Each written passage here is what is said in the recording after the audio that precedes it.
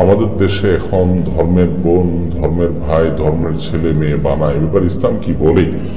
দেখুন, ধর্মের ভাই বোন বা ধর্মের ছেলে মেয়ে, ধর্মের বাবা মা বলতে কোনো কিছু ইসলামে নেই। এটি আমাদের বানানো এবং মনে করা বিষয়।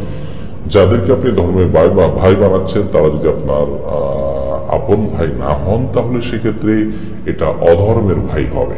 তাদের সাথে পর্দার বিধান আল্লাহর প্রযোজ্য হবে। ধর্মের ভাই বানিয়ে তাদের সাথে পর্দা না করার, দেখা সাক্ষাৎ করার প্রচলন আমাদের সমাজে রয়েছে।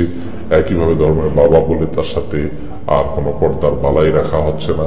এগুলোর ফলশ্রুতিতে পরবর্তীতে অনেক অনভিপ্রেত এবং অনাকাঙ্ক্ষিত ঘটনা ঘটছে, বিব্রতকর পরিস্থিতির মুখোমুখি হতে হচ্ছে।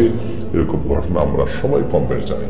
যার কারণে কোনো কিছু ঘটুক আর না ঘটুক, আল্লাহ রাব্বুল আলামিন মাহরামের যে তালিকা দিয়েছেন, তার বাইরের সবাই গায়রে মাহরাম। তারা কখনো আমাদের আপন ভাই বোন, ছেলে মেয়ে, বাবা মায়ের মতো হতে পারেন না।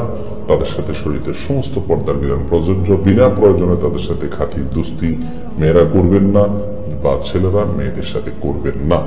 এই ধর্মের ভাই বোন, এই নামটা নেক্সট সূরাতে ধোঁকা। শয়তানটি আমাদের মধ্যে সরবরাহ করেছে, কোরআনের কোনো স্বীকৃতি দেওয়া হয়নি।